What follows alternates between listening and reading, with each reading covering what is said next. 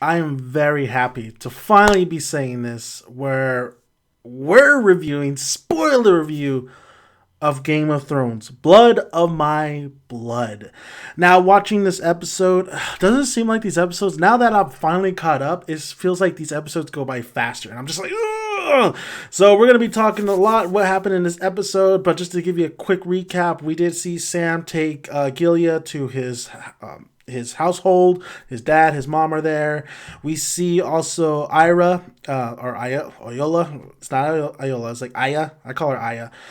We see Aya pretty much trying to succeed for the second time in killing somebody for the face, but she doesn't do it. And then we also see freaking Khaleesi's just like really command this army, this new army that she has acquired. And then we also saw a lot. We've seen Jamie. Oh yeah, the biggest thing was Jamie, Cersei. Cersei towards the end, but we see Marjorie pretty much gonna walk the atonement, walk that walk. The same with Cersei, and we learned a new alliance between the king and the High Sparrows and the religion they have. It's unbelievable. So let's get into it. When Sam was taking Gilead to his household and saying like, "Oh yeah, you're gonna be, I have to go be a Meister," and I never agreed. Like, Sam, what the fuck, man? I'm like Gilead, like. You said you were going to always have them with you, but you already are trying to drop them off at your family's household, which your dad doesn't like you. What the fuck is wrong with you? In this episode, I was getting pissed at him too because, first of all, Sam, he's come a long way in the first episode, like the first time he was introduced, but overall he's still the lovable Sam. Like, he hasn't really changed. Like, he's never going to be this macho kind of guy. He killed I call a White Walker, but he's just Sam. He's still Sam, and gets put down like all the time. Sometimes he has these great moments where he's very confident, but in this episode I was getting frustrated with Sam. Like, Sam, I don't know why you're letting her stay where your dad is. Something's gonna happen because your dad thinks you're a piece of shit. And not only that, he knows that she's a wild thing. Yeah, he said that, yeah, she could clean around the house and stuff, and we'll take in your bastard son. But still, come on, Sam, if you're a man, you protect yours. And I don't see what would be the trouble of bringing them to the city for you to become a Meister. I just don't understand you not bringing them.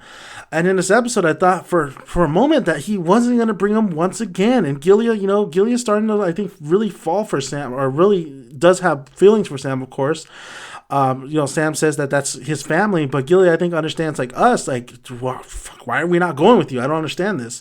So when Sam left and came back into the room, said, fuck it, come on, let's go. You're my family, and I want you with me all the time.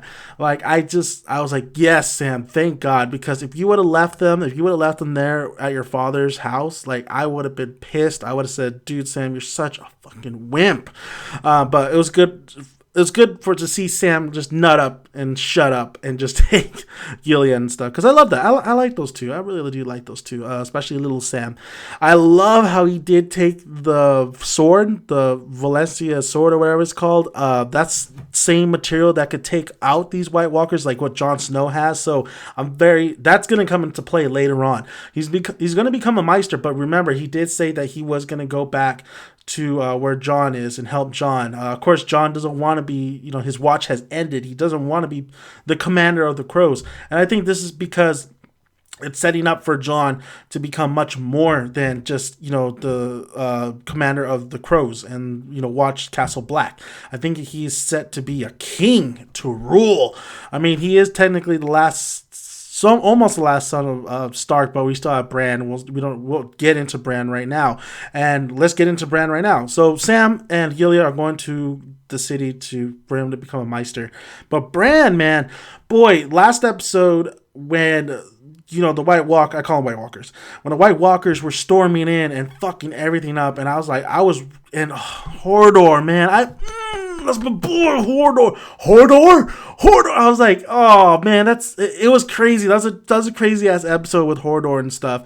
And then of course his dire wolf dying. I was like, no, another fucking fucking wolf. I think we only have Ghost left, honestly, and then I think we have Aya's dire wolf that's out there somewhere. I can't really remember because we know that Bolton has Stark and Stark's brother, so and he did say that he has the dire wolves like as a rug and stuff. I don't know if he really did kill the wolf. I can't, and I don't think they really showed it.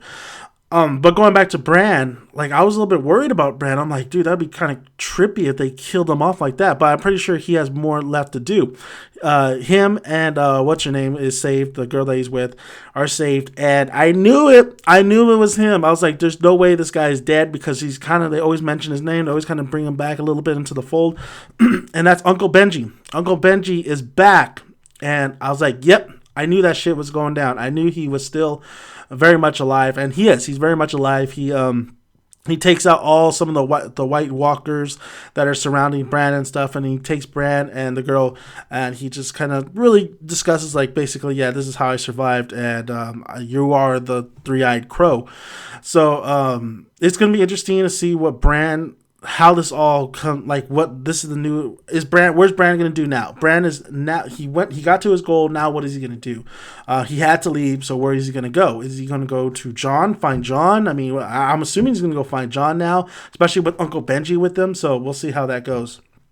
Aya, I'm so glad Aya did not kill the woman she was supposed to kill within the play. I thought the play was kind of funny, honestly, because.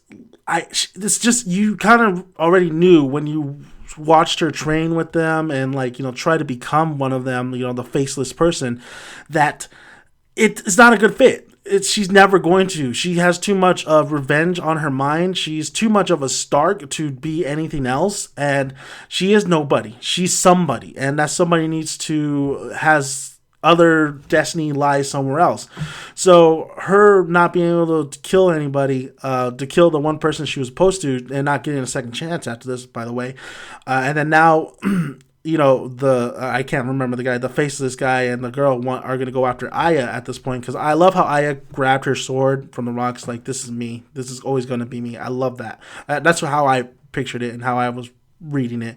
So I thought that was a great moment, and it's gonna be interesting because Aya's strong and she has gotten so much better, especially learning the ways of the temple and all that stuff, and learning those ways, and of course when she was blind and everything. But it's gonna be interesting. If I don't know if she can make it, honestly, like and then what is her whole plan? What is she going to do? So that's gonna be very interesting as well. And then going from there, man, the biggest, craziest shit is when Marjorie was gonna walk the atonement, and fucking the High Sparrow, this guy.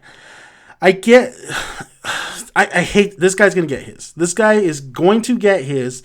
But he does have some great qualities towards him, especially when we first meet him, especially when you first overall meet this guy and he's helping the poor, this and that. I think he does believe in his beliefs. I think he's a very smart man, but the way he goes about it, he and his, the sins and stuff. I mean, this guy you could say he kind of tells it like it is. He tells you what he's thinking. He tells you what he really wants to gain. So, I mean, this guy, I kind of not respect him, but I understand his kind of character. But then I hate him because just how he's going about it and how much he kind of is greedy. He wants some of that power, and him having the crown, the king, basically agree. They're pretty much partners and everything. So what the king thinks, what the High Sparrow thinks, the king will do.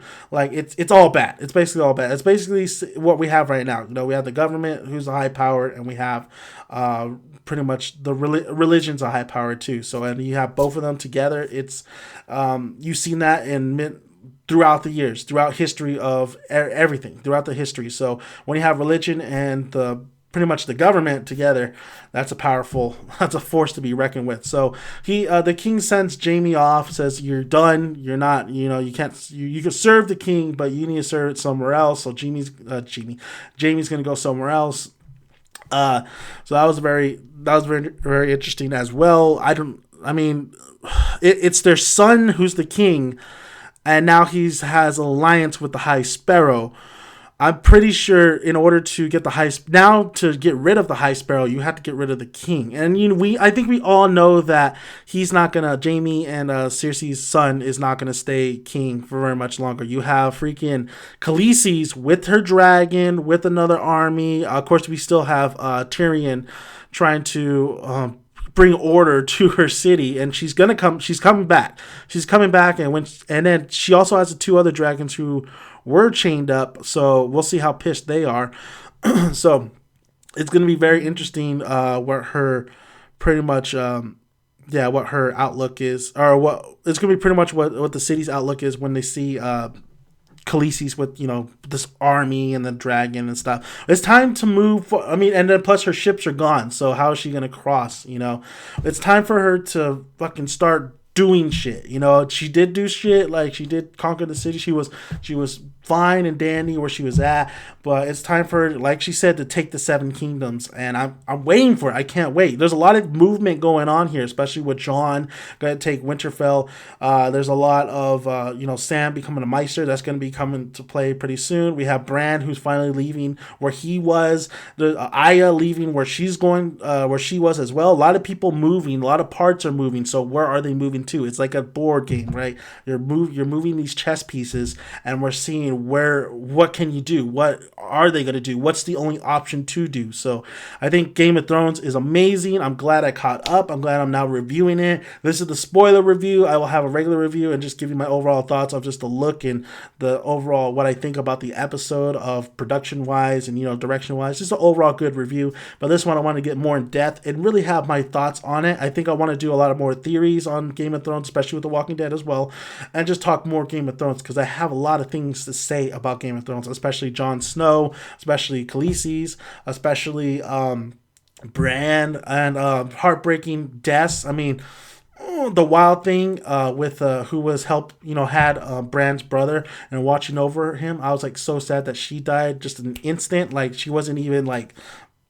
We haven't seen her for a while, and we finally see her, and then she just dies like that. So I'm very saddened by that. I fucking hate this guy, Bolton, the little kid. I can't stand this guy. I think I hate him more than I hated Joffrey. That's crazy, but I think I do. So, and then of course we have Greyjoy and that whole aspect right here. His uncle taking over, and then of course him and his sister fleeing. So and taking their best ship. So. Crazy shit's happening, man, and I can't wait. So I want to thank you guys for listening. And yes, I am covering Game of Thrones now. So woo! So check out my other videos, though. I'm still covering a lot of the other same kind of shows I've been watching. So thank you guys for listening to Megan and Son, King of the North. I am King of the North. Subscribe, like, comment.